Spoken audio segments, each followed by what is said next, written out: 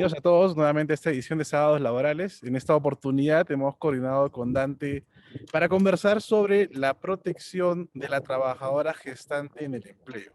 Para ello hemos recopilado unas sentencias del Tribunal Constitucional, vamos a comentar sentencias de la Corte Suprema y finalmente sentencias, o mejor dicho, criterios adoptados por algunos jueces de la Corte Superior de Justicia de Lima en torno a la protección de la trabajadora gestante en la relación laboral. Dante, tus primeras palabras con relación al tema. Hola Elías, ¿qué tal? Espero que estés bien. Y bueno, es un tema interesante, ¿no? Debemos recordar que, a ver, vamos, la Constitución de 1993 establece claramente lo que nosotros le llamamos a la doctrina los grupos protegidos, ¿no? Es decir, hay en el mercado de trabajo, si lo queremos ver así, hay diversos trabajadores que por su especial condición pueden verse, digamos, afectados o menoscabados sus derechos sobre la base, insisto, de su propia situación en particular. La Constitución nos habla del menor de edad, nos habla del discapacitado, ¿no? Eh, y también nos habla de las trabajadoras gestantes, ¿no? Entonces, claro, este es un mandato de la Constitución. La Constitución, como ya lo hemos conversado en otra oportunidad, no establece expresamente, ¿no?, cuál debería ser la protección de este grupo de trabajadores, pero lo que sí nos dice es que merecen especial protección, ¿no? Entonces, claro, ese mandato que está en la Constitución, y bueno, esto también lo recogen diversos instrumentos internacionales, pero para lo que esta conversación interesa, desde la Constitución para abajo, vamos a conversar. Este mandato de la Constitución lo recoge el legislador, ¿no? Y el legislador, en la legislación laboral peruana, establece la posibilidad de que si una trabajadora es despedida por su condición de encontrarse embarazada, y no solamente encontrarse embarazada, sino también que protege un periodo posterior a la gestación, que es la lactancia. Entonces tenemos una protección previa al parto y posterior al parto, ¿no? Mientras dure la gestación y ahí, claro, es un tema a discutir, cuánto dura después de que dé a luz, si dura toda la época de la lactancia, que sería un año, etc. Pero básicamente nos vamos a centrar en lo primero, ¿no? Una trabajadora que es desvinculada de su centro de trabajo y alega, ¿no?, que su despido ha respondido a esa condición. ¿Ok? Ya dejaremos para otro sábado laboral lo de la lactancia, que merece una discusión totalmente aparte, individualizada, pero nos vamos a centrar en este aspecto.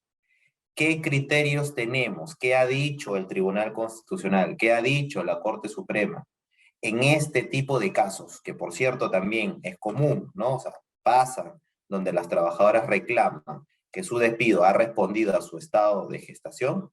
Eso es lo que vamos a conversar hoy. Exacto. Como primer punto, como siempre, tenemos que recurrir a la norma, como tú dices, vamos a hablar hoy desde la Constitución hacia abajo.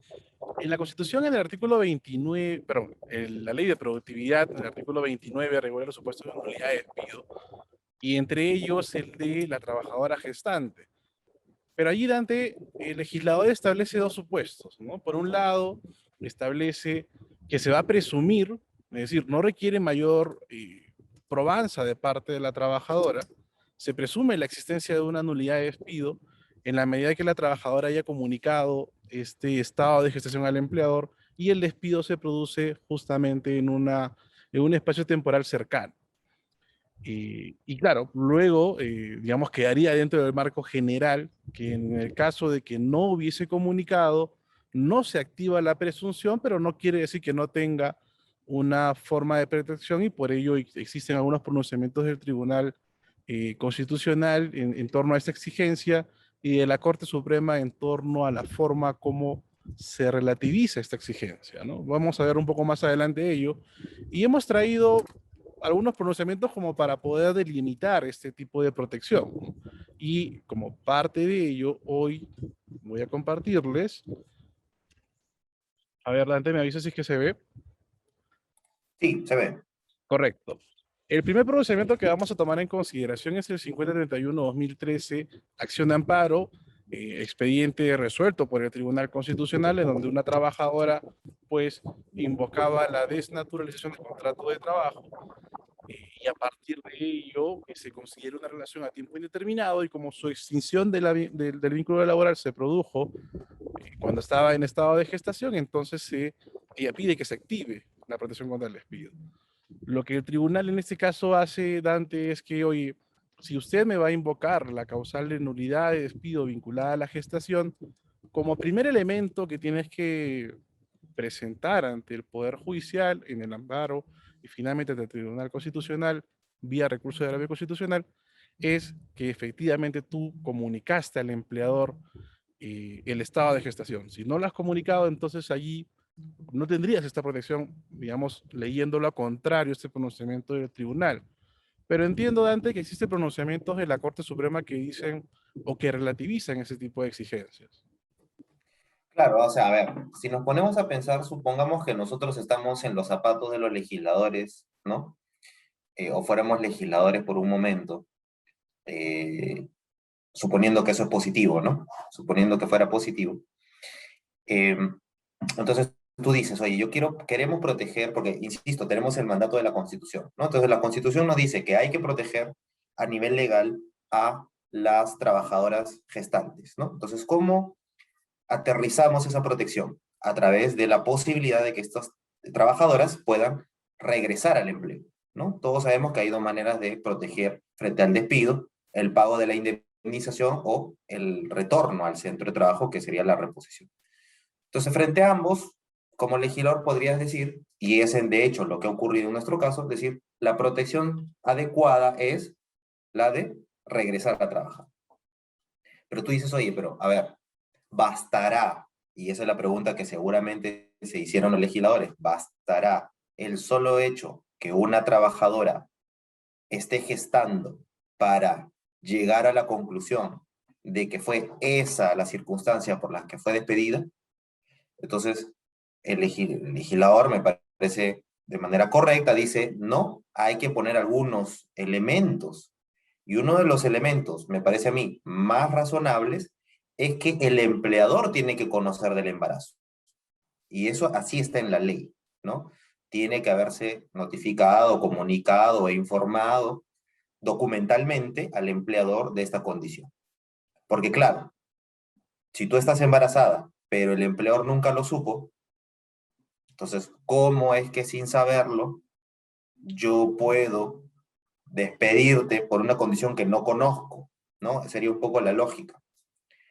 Pero claro, tenemos aquí que la norma ha pensado adecuadamente esta circunstancia.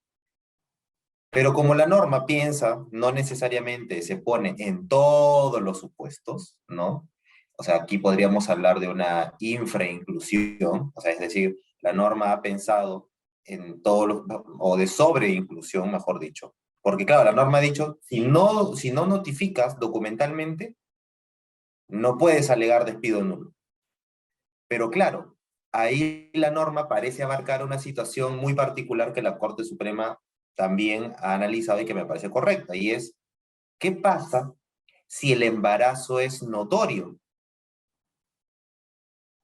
Entonces, por eso que, claro, hay una sobreinclusión, quizás porque estamos incluyendo en el supuesto de hecho una circunstancia que, si lo analizamos detenidamente, no, el legislador no habría incluido esa circunstancia, porque el legislador, estoy seguro, no ha pensado en esa situación. Entonces, si una trabajadora tiene, por ejemplo, 8 meses y medio, el embarazo es notorio. Entonces, si ella nunca comunicó, la pregunta sería, ¿el hecho de no haber comunicado es razón suficiente para que el empleador diga, estás bien desvinculada? Porque yo nunca supe, ¿ah? Yo nunca supe que estabas embarazada. Entonces la Corte Suprema asume una posición racional y hace una distinción y dice, mira, es cierto que la ley te dice que tienes que notificar documentalmente, pero, claro, está pensando seguramente en los casos en los que sea o dudoso o que no sea posible de conocer del embarazo. Pero si el embarazo es notorio, se puede prescindir dice la Corte Suprema, de este requisito de documenta o de notificación documental, ¿no? Insisto en el claro ejemplo, una trabajadora tiene 8 meses, 7 meses, o 9 meses, supongámoslo, ¿no? Ya 9 meses, ¿no? Justo va a dar a luz. Es decir, no, el empleador nunca sabía. Claro, y la Corte Suprema relativiza este requisito y dice, tiene que haberse acreditado. El cuestionamiento al pronunciamiento de la Corte Suprema es casi inmediato. ¿Hasta cuándo es notorio? Es la pregunta del millón, siempre lo he dicho en clase. ¿Hasta cuándo es notorio? O sea, ahí podemos ponernos en un caso difícil, ¿no? Porque, por ejemplo, si una trabajadora tiene 4 meses, ¿será notorio? ¿No será notorio? Entonces, claro, esa distinción que hace la Corte Suprema sirve para los casos fáciles. ¿Cuáles son los casos fáciles? 7 meses, 8 meses, 9 meses. Pero llegamos a un punto en el que el caso fácil se convierte en un caso difícil, ¿no? Como dice Atienza, García Amado, Working, etc. Es un caso difícil. 4 meses, 3 meses, ¿es notorio? Y ahí viene la discusión. El problema con ese criterio es que, claro, querer llevarlo a determinados casos puede generar una problemática. Por eso siempre es mejor, claro, si nos ponemos del lado del abogado que patrocina este tipo de casos, que tenga una prueba documental de la notificación de la comunicación del embarazo, ¿no? Y con eso se acaba la discusión en este aspecto, ¿no? Exacto. O sea, lo primero es la comunicación documental. Lo segundo, cuando entramos al tema de notoriedad, y claro, no solamente estaremos pues a de repente alguna fotografía para evidenciar pues en qué mes o si de repente a los 4, 5, 6 meses se podía entender que era notorio, sino que también pues hay una libertad probatoria allí, no podríamos cerrarnos solamente en el tema documental y eso dependerá pues de cada caso concreto, evidentemente. Claro, ya si no entramos en ese supuesto de notificación documental, no estamos en la presunción automática de nulidad de despido, sino estamos en la necesidad de acreditar el nexo de causalidad que se exige para todos los supuestos del artículo 29. Curiosamente, el Tribunal Constitucional en este primer caso hace la referencia exclusivamente a la notificación documental. Pero vamos a ver ahora, Dante, en el siguiente caso, en la 2630-2017, que fue una sentencia que recientemente ha sido publicitada, y el tribunal ratifica nuevamente la regla de comunicación documental. Incluso acá ya no dice, digamos, en términos generales, haber notificado documentalmente, sino dice, oye, tienes que haberle enviado el informe médico correspondiente a tu estado de gestación. Situación que en algún momento, digamos, generó que algunos comentarios en torno a la forma como el tribunal entiende y a la forma como la Corte Suprema lo entiende. Lo que hemos comentado hace poco es, en el tema de la Corte Suprema, se flexibiliza y a nivel de Tribunal Constitucional parece más un análisis o en todo caso interpretación exegética, literal de la norma, ¿no? Entonces aquí el tribunal sí se cierra en su propia teoría en que solamente una notificación documental es la que le servirá para poder acreditar el acto de nulidad de despido. Tú nos comentarás un poquito más sobre este caso, que entiendo que también tuviste Sí, oportunidad de revisarlo. sí, bueno, no está nuestro querido amigo Oscar Pasos entre nosotros para explicarnos, ¿no? Estos criterios, pero yo creería que eso tiene mucho que ver con la libertad probatoria que hay en el amparo, ¿no? O sea, en el amparo, básicamente, digamos, los medios probatorios que se pueden ofrecer son aquellos que no requieren actuación, ¿no? Entonces estamos hablando básicamente de documentos.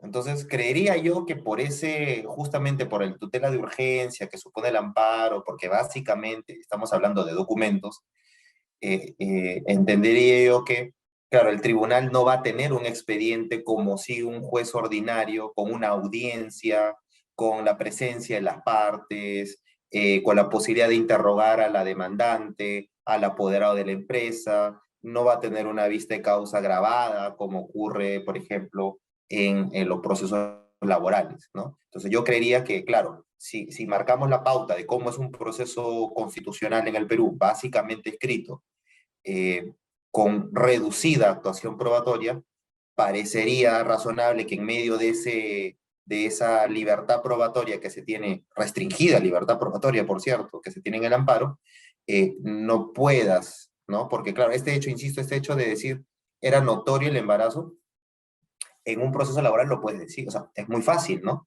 O sea, podrías preguntarle al apoderado de recursos humanos si es que conocía a la trabajadora, si la había visto alguna vez, si había visto si era notorio o no para él, etc., ¿no? Entonces, podría explicarse, me parece, de alguna manera este criterio, ¿no? Podría explicarse.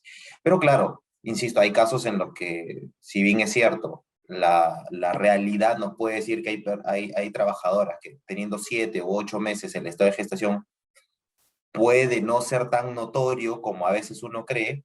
Sin embargo, me parecería más creíble la versión de que sí es notorio, ¿no? O sea, me parece que estamos más cerca a que sea notorio a que no lo sea, ¿no? Entonces, pero insisto, el marco de actuación probatoria que tiene un juez laboral en un proceso judicial es mucho más amplio que el de un juez constitucional y del Tribunal Constitucional. Sí sumaría, por ejemplo, lo que tú decías, Elías, claro, no notifiqué documentalmente, pero puedo tener fotografías, por ejemplo, de cómo, y esto seguramente ocurre en la gran mayoría de casos donde la trabajadora tenga fotos de cómo va avanzando su estado de gestación. Eso puede ayudar, eso lo puede presentar en el amparo sin ningún problema, ¿no? Entonces, pero si no hay absolutamente nada, supongamos un expediente en el que no hay absolutamente nada, entonces, claro, la voluntad puede querer mucho, pero tengo que tener sustento probatorio, porque si no, no serías parcial, estarías parcializado, ¿no? Y tampoco se trata de eso. Correcto, correcto. Y uno de los puntos antes aquí, antes de pasar al siguiente tema, es, por ejemplo, esta protección contra el despido por tener la condición de gestante aplica en principio a todo tipo de trabajador. Y la gran pregunta antes de la modificación que se efectuó hace poco, el artículo 29, era, ¿alcanza también a las trabajadoras que están dentro del contrato a tiempo parcial? Porque si recordamos un poco, esos trabajadores de tiempo parcial son trabajadores que laboran menos de 4 horas diarias y que una de las características de su régimen o de su tratamiento es que no tienen esta protección contra el despido. Entonces, en ese tipo de casos, Dante, contra el despido de una trabajadora gestante en que sea pues a tiempo parcial, ¿tú cómo lo ves? Estás en silencio, Dante. Perdóname, Elías. Como siempre. Es un tema interesante. A ver, vamos a dividir la respuesta en dos, ¿no? Hace algunos meses salió la ley 31.152, ¿ya? En esta ley, la ley 31.152, lo que ha hecho es modificar el artículo 29 de la ley, ¿no? Y lo ha modificado de tal manera que ahora las trabajadoras gestantes, durante el periodo de prueba, ¿no? Durante el periodo de prueba, también tiene protección contra el despido. Entonces ahí había una modificación normativa importante, porque todos sabemos que durante el periodo de prueba no hay protección contra el despido. Lo ha modificado y le ha dado esa protección durante el periodo de prueba. ¿Cuáles son los alcances? Eso lo vamos a discutir luego. Pero otra modificación que ha hecho es que también le ha dado protección contra el despido a las trabajadoras gestantes que son part-time, ¿no? También lo ha incorporado, ¿no? Entonces, desde la vigencia de la ley 31.152 para adelante, es decir, cualquier desvinculación que ocurra a partir de su vigencia, tendrían protección, porque está dentro de lo constitucionalmente posible, ¿no? O sea, el legislador lo ha decidido y ha decidido darle protección a aquellos o a aquellos grupos a las trabajadoras en aquellos periodos en los que antes no tenía, ¿no? O en el régimen contractual que antes no tenía. Entonces, eso es libertad del legislador, por supuesto, lo ha hecho y me parece que está bien que lo haga. ¿Dónde está la duda? En las desvinculaciones anteriores a su vigencia, ¿no? Es decir, una trabajadora que ha sido desvinculada y es part-time o es del periodo de prueba o estaba en el periodo de prueba y no estaba vigente la ley 31.152. Entonces, desde mi punto de vista, está muy claro que en el Perú el artículo 103 de la Constitución establece que las normas no tienen fuerza ni efectos retroactivos.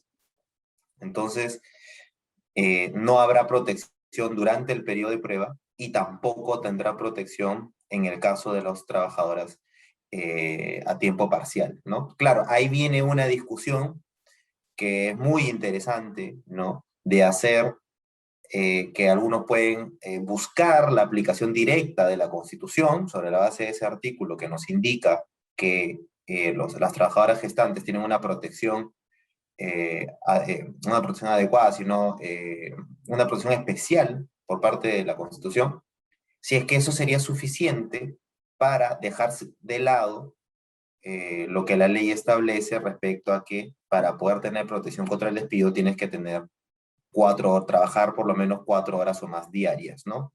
Es interesante. Yo no tengo conocimiento, al menos de un caso en el que se haya hecho control difuso, por ejemplo, sobre este extremo, ¿no? Pero ciertamente entendería que hay argumentos también para poner sobre la mesa esa discusión, ¿no? Que hay sobre la mesa. Si hacemos la discusión a nivel estrictamente normativo, mi respuesta sería que es evidente pues, que no aplica porque está el supuesto de hecho que nos dice que tienes que trabajar 4 horas o más.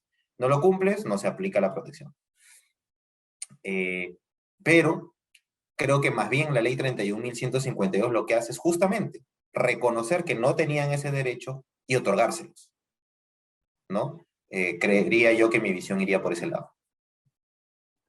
Exacto. Recuerdo también vagamente que hace mucho tiempo se presentó un caso de una trabajadora gestante y estaba todavía dentro del periodo de prueba y el Tribunal Constitucional le dijo, bueno, para analizar si tienes protección contra el despido, primero tienes que haber superado los 3 meses del periodo de prueba.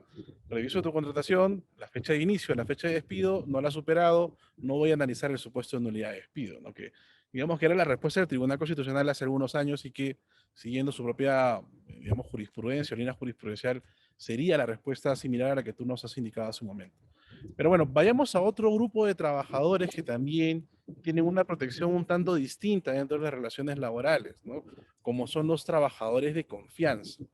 En estos casos, y ya las sentencias del Tribunal Constitucional, el caso Chávez Caballero, que es un caso particularmente conocido, en donde se determinó pues que si existe un trabajador de confianza, que siempre lo fue, este no va a tener una protección contra el despido, no tiene la posibilidad de regresar al empleo, y que en aquellos casos en donde existe una promoción fraudulenta de los trabajadores comunes, si los queremos ver de un punto de vista, y la promoción es fraudulenta para hacerlo trabajador de confianza, ya en esos casos sí hay una protección, porque justamente lo que no buscan proteger es el fraude, justo lo que conversábamos hace unos días con Oscar. Pero ya si nos ubicamos en el caso de los trabajadores de confianza puros, a los que Dante los llamaba puros, vamos a encontrar que también tienen una cierta disquisición con los estados de protección especial, como tú bien indicas, en el caso del trabajador de confianza gestante, ¿no? Aquí, en este caso, en esta casación que se llevó a cabo en el expediente 4396-2017 Lima, que resolvió la segunda sala de Derecho Constitucional y Social Transitoria de la Corte Suprema, se analizó un caso de una trabajadora que siempre fue de confianza. La discusión a nivel de primera y segunda instancia, eh, digamos, no trascendió en el tema de confianza porque era un asunto pacífico entre las partes, pero el juzgado, pues, y la sala consideraron que la relación en realidad no era de una trabajadora de confianza, contrariamente a lo que las partes habían propuesto, y que por tanto sí correspondía esta protección contra el despido y ordenaba la reincorporación. El cargo, si mal no recuerdo, era de una gerenta de operaciones de la empresa. Cuando el caso llega a nivel de Corte Suprema, la Corte lo que hace es rescatar los hechos que eran pacíficos entre las partes, ¿no? Es decir, si ambos son conscientes de que es una trabajadora de confianza, entonces yo como Corte Suprema tengo ya una delimitación en torno a la protección de ese tipo de trabajadores si considero de que va a primar el cargo de confianza y no va a interesar si la trabajadora comunicó, no comunicó, si el estado de gestación era evidente, si no era evidente. Entonces, básicamente, lo que hace en este caso la Corte Suprema es establecer que esa trabajadora, que era gerente de operaciones o supervisora regional, que en realidad, digamos, las operaciones, las funciones eran exactamente las mismas, eh, no tiene esta protección contra el despido, no tiene la posibilidad de regresar al empleo. En pocas palabras, lo que dice la Corte Suprema. Con relación a este punto, Dante, ¿qué es lo que tú nos podrías compartir? Bueno, es uno de los temas más discutidos, ¿no? O sea, fíjese que nosotros estamos tocando aquellos temas controvertidos, ¿no? O sea, ya se sabe, ya sabemos, ya lo indicamos de que una trabajadora gestante tiene una protección especial, puede solicitar la nulidad de su despido, con lo cual lograría la reincorporación al empleo y el pago de remuneraciones desvengadas. Pero aquí lo que estamos discutiendo es, o sea, no nos quedamos en eso, sino que analizamos los casos discutibles, ¿no? Lo que ocurre en el día a día, que son estos casos difíciles o límites a la que nos enfrenta este caso en particular. Entonces, claro, uno de los casos más difíciles es el caso de una trabajadora gestante que, supongamos, comunica también su estado de embarazo o era notorio, sea cual fuera, pero tiene una particularidad que hace a este caso especial. Y esta particularidad es que quien desempeña el cargo, esta trabajadora tiene, ostenta un cargo de confianza o de dirección y que siempre lo desempeñó, ¿no? Porque este es el caso más difícil incluso, o sea, que siempre fue de confianza o siempre fue de dirección. Y como sabemos, ya lo hemos trabajado, me parece, en alguno de los sábados laborales, los trabajadores de confianza y dirección puros, ¿no? O sea, los que siempre fueron de confianza y dirección, no tienen derecho a la reposición, ¿no? No tienen derecho a la reposición. Entonces, pero esa premisa, digamos, no se condice con lo que venimos conversando. O sea, tenemos en un mismo caso una trabajadora que es gestante, que tendría derecho a retornar al empleo, pero a la misma vez el derecho nos dice, ¿no? Nuestra legislación nos dice, bueno, la legislación no, sino la interpretación que ha hecho el Tribunal Constitucional, porque eso no está legislado. El Tribunal Constitucional nos dice de que este tipo de trabajadores no tienen protección contra o sea, no tienen derecho a la reposición. Entonces, ahí, ¿qué prima, no? Lo que ha dicho la Corte Suprema en esta casación es que lo que prima es el cargo, la naturaleza especial del cargo, es decir, una persona, sea quien sea y sea la condición que tenga, si desempeña un cargo de confianza y dirección, no va a tener derecho a la reposición justamente por la naturaleza especial del cargo, porque está sujeta a la confianza, ¿no? Pero claro, esto acaba la discusión para el caso, pero ciertamente deja, ¿no? Y ya lo vamos a ver a continuación, deja ahí algunas dudas, ¿no? Si esto siempre es así o por qué. Eh, yo creería de que, a ver, muchos estarán preguntando, pero ¿por qué si soy de confianza o soy de dirección, por qué me podrían discriminar de esta manera?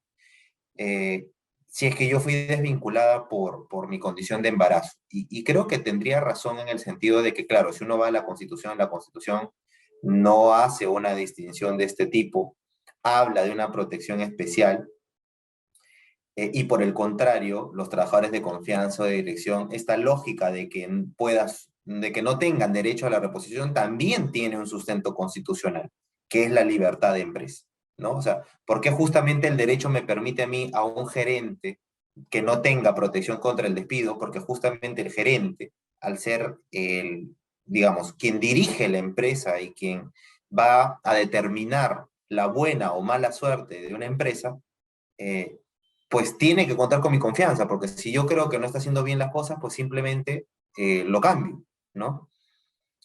Y claro, el tema es que esto genera discusiones, ¿no? Genera discusiones. A mí me parece de que una solución salomónica, una solución intermedia, podría ser de que si la trabajadora, por ejemplo, o sea, lo que la Constitución no va a amparar jamás es el abuso del derecho. Eso lo tenemos claro.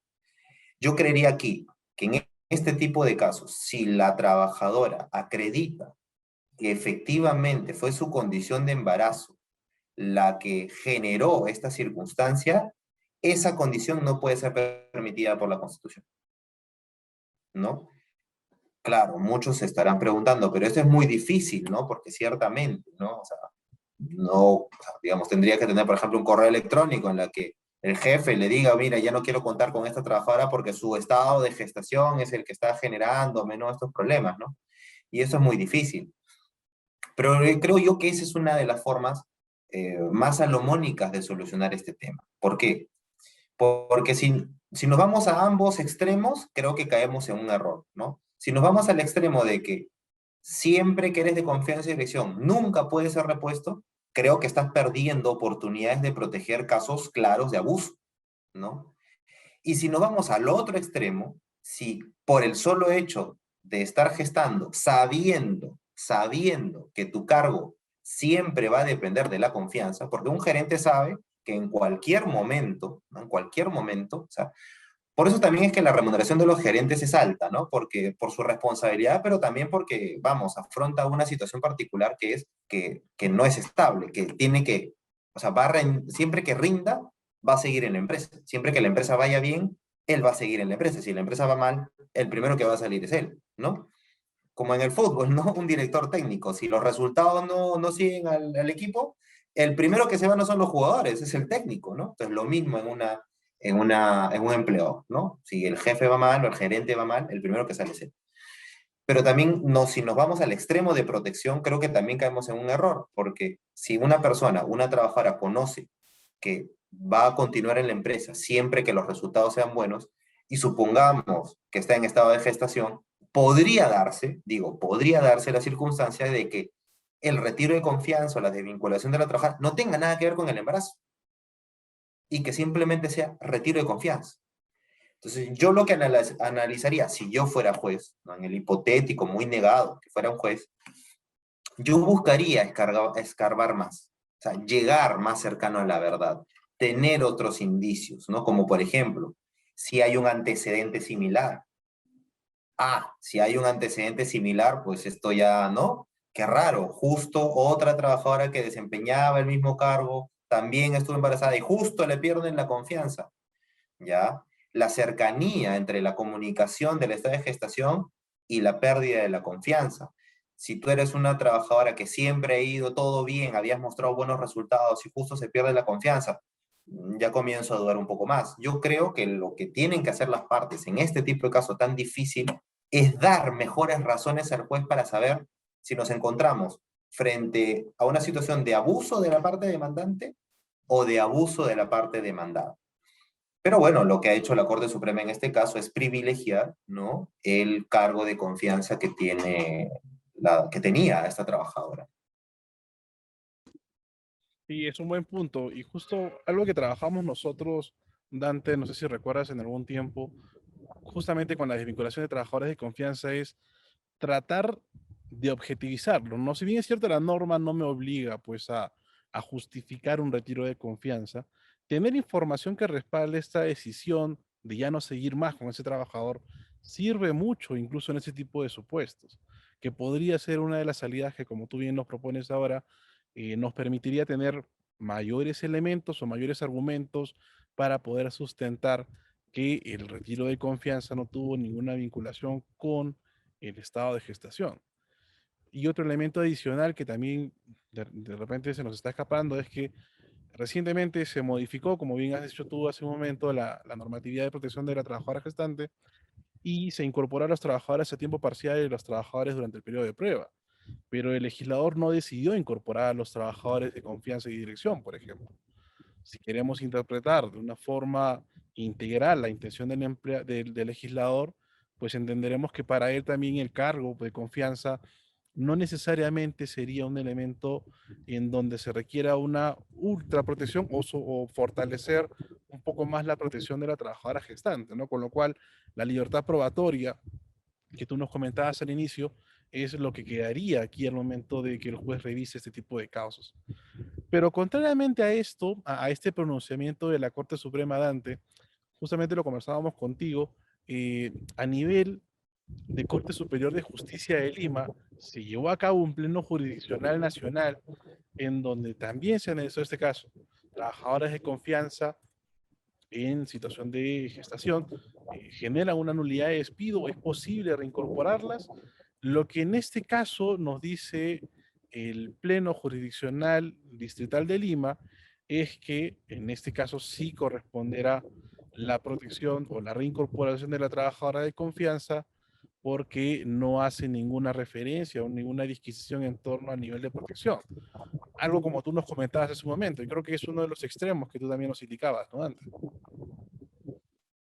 Efectivamente, Elías, o sea, aquí lo que está quedando claro es que la posición de la Suprema se fue a un extremo y la posición de este Pleno Distrital de Lima se va al otro extremo, ¿no? O sea, la Suprema dice, no cabe la reposición, o sea, se entendería en un enunciado lógico, ¿no? No cabe jamás, nunca cabe la reposición de las trabajadoras gestantes siempre que desempeñen un cargo de confianza y dirección desde el inicio de la prestación de servicios, y la lógica normativa del pleno distrital sería siempre cabe, o cabe, ¿no? Siempre cabe la reposición de las trabajadoras gestantes durante, sin perjuicio de que desempeñen un cargo de confianza.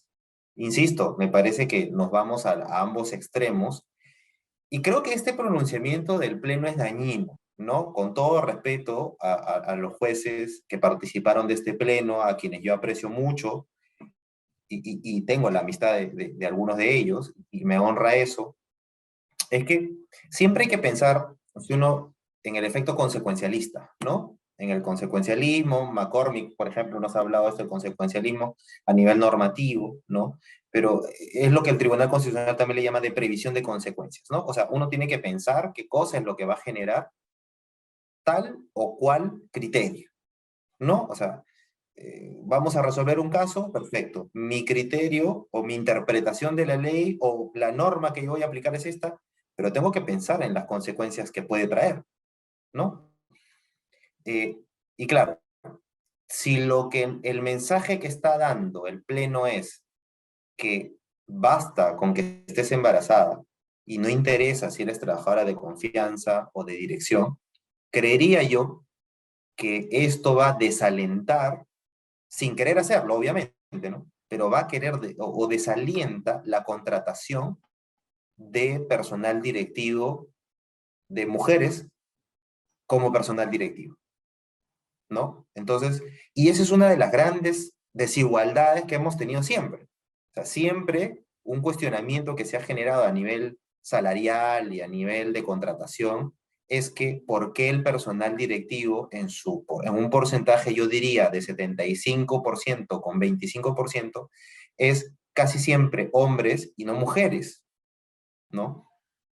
Entonces, la idea es que las normas y los pronunciamientos traten de evitar y de acercar esta brecha y si se puede eliminarla, ¿no? Pero creería yo de que si este es el mensaje que se está dando, digamos, al mercado de trabajo, lo que va a hacer un empleador, creería yo, que no debería hacerlo, pero creo yo que puede pasar, es que si tiene que elegir entre una gerente mujer y un gerente hombre, y sabe que, por ejemplo, el gerente hombre está sometido a un periodo de prueba, que puede ser hasta de un año, todos sabemos que el periodo de prueba del personal de dirección puede ser hasta un año. Entonces, en cambio, con la modificación normativa que hemos mencionado, la 31.152, te dice que incluso durante el periodo de prueba, si estás embarazada, tienes derecho a la reposición. Pregunta, y quisiera que quienes nos ven se la hagan. ¿Quién creen que va a ser contratado por la empresa? Con esos criterios normativos. O sea, con el criterio de la 31.152 y con el criterio de este pleno. ¿A quién va a elegir la empresa? Claro, no debería ser un elemento a tener en consideración, obviamente, porque se tiene que contratar al mejor trabajador. Pero puede ser que la empresa diga, mira, el trabajador no me va a aplicar, no va a buscar la aplicación de la ley 31.152, ni me va a querer aplicar el segundo pleno distrital. Entonces, indirectamente, ¿no? Indirectamente podríamos, digo, podríamos estar incentivando la no contratación de mujeres en nivel directivo, que es todo lo contrario a lo que tiene que pasar. Debemos fomentar la contratación de trabajadoras al máximo nivel, ¿no? ¿Por qué? Porque nos vamos a un extremo. Si más bien el criterio judicial fuera que en el caso en concreto, o dejar a la libertad de cada juez que analice si en el caso, ¿no?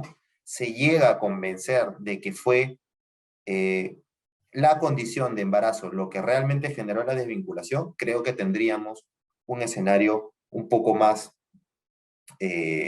digamos, protector a la vez, pero también razonable, para no desincentivar la contratación de personal directivo de sexo femenino, ¿no?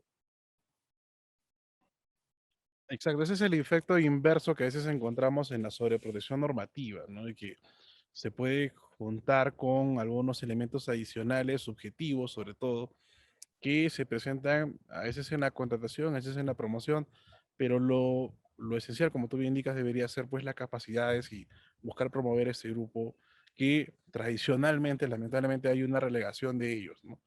Y ese tipo de pronunciamiento ciertamente no apoya tanto en ese sentido. Otro grupo, Dante, de contratos o de supuestos en donde estamos eh, en esta coexistencia de derechos, ¿no? Es decir, que es posible o no es posible la reincorporación de una trabajadora gestante, es el caso ya del sector público, ¿no? En el caso de las trabajadoras CAS. Y por aquí incluso podríamos extraer alguna regla, algún elemento que nos pueda permitir para el sector privado, pero primero vamos a dar cuenta del pronunciamiento. Esta sentencia es una sentencia que se ha enumerado, ¿no? 934-2020, pero que el expediente, que es realmente el que se puede identificar cuando uno hace una búsqueda a través de los portales de jurisprudencia, es el 3639-2017, acción de amparo.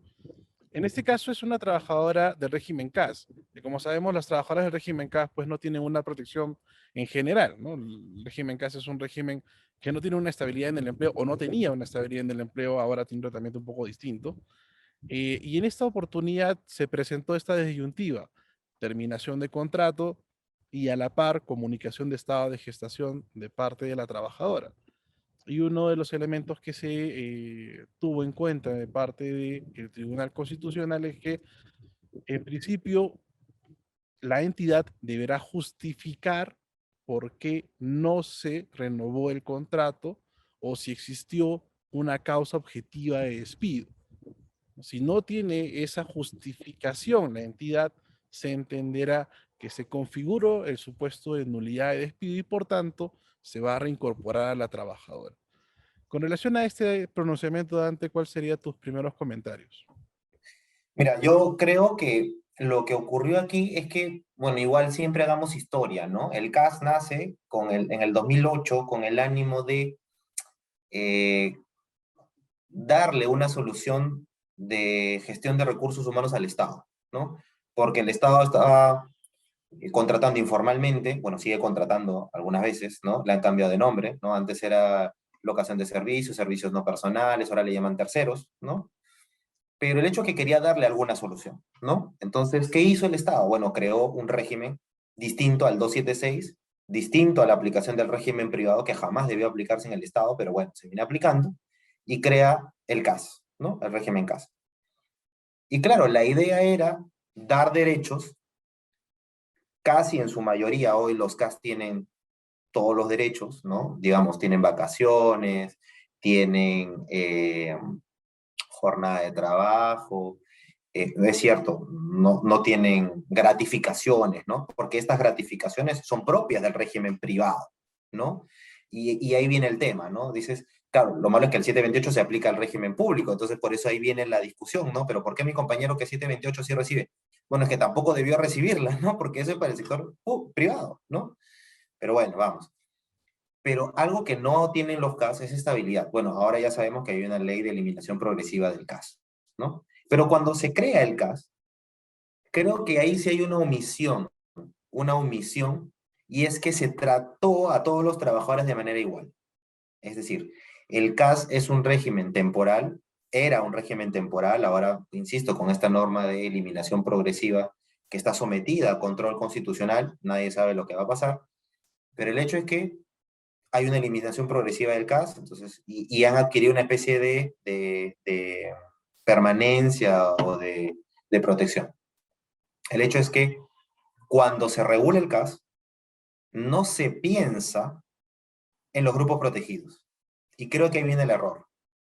O sea, regulas un régimen laboral especial como es el CAS, pero no te pones a pensar que hay un mandato de la Constitución para proteger sobre todo a determinados grupos. Entonces, claro, No es que todos tienen que tener derecho a la reposición, ¿no? Ese no es el mandato de la Constitución, sino que el mandato de la Constitución es a determinados grupos protegidos, justamente por su especial condición, una persona embarazada, insisto, un trabajador discapacitado, un menor de edad, pues requieren una protección especial. En la configuración y en la estructuración del CAS, parece que nos olvidamos de ese artículo de la Constitución. Entonces, no se hizo ninguna distinción, ninguna regulación especial, ningún tratamiento particular para una trabajadora CAS que estaba embarazada. Entonces, ¿qué pasa si una trabajadora es desvinculada teniendo el régimen CAS y esa fue la razón de su desvinculación?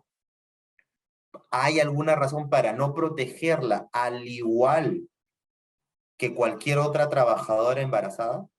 Yo creería que no. O sea, yo creería que no. Entonces, me parece correcto el criterio del tribunal en el sentido de que extiende la protección y más allá de lo que no diga el CAS, porque el CAS no se ha puesto en este supuesto, aplica normas internacionales y aplica la propia Constitución. Hasta ahí creo yo que está bien. Pero ¿cuál es el tema? Que justamente como no hay regulación normativa, ese es el problema de los pronunciamientos jurisprudenciales y que no se haga a través de la ley. Porque cuando lo hacemos a través de la ley pensamos en más supuestos que cuando decidimos un caso en concreto. El tema es, ya, repones a la trabajadora casi embarazada. Y lo conversábamos antes de esta edición. ¿Por cuánto tiempo? ¿Hasta cuándo? ¿Hasta que termine la lactancia? ¿Un año más? O sea, ¿qué hacemos? Y ese es el tema. Claro, hoy quizás que está este régimen de eliminación del CAS podría ser, esta discusión podría ser menor porque, bueno, si está repuesta y el CAS tiene permanencia en el tiempo, tendría que seguir trabajando. Pero ese es el problema de no regular este tipo de circunstancias porque va a quedar a la interpretación de cada órgano judicial, ¿no? Y exacto, sí, es totalmente de acuerdo contigo en torno a la problemática que nos puede generar ese tipo de pronunciamientos, pero lo que yo podría rescatar aquí es que, ojo, que el tribunal te dice la terminación de la relación, que por lo general no tienes que por qué justificarla, pero si tú logras como entidad justificar que en realidad ya no había más que por qué contratar los servicios de la trabajadora, y estaremos frente a una culminación objetiva y no frente a una vulneración de un derecho fundamental de la trabajadora gestante, ¿no? Un criterio que quizá podríamos incluso trasladarlo al caso de las trabajadoras de confianza. Si yo logro acreditar que tenía razones para no continuar con el cargo de confianza, entonces tengo un sustento objetivo, una razón objetiva, y no es antojadizo desvincular a la trabajadora, que justamente es lo que busca esta protección. En la protección contra las trabajadoras gestantes, evitar que sigan siendo un grupo relegado, que tengan supuestos de abuso en contra de ellas por la condición de ser gestantes. Pero no quita, por ejemplo, que sean desvinculadas por falta grave. Y en este caso, incorporando o introduciendo un poco el Tribunal Constitucional, también permite justificar la extinción a través de las razones para la no renovación.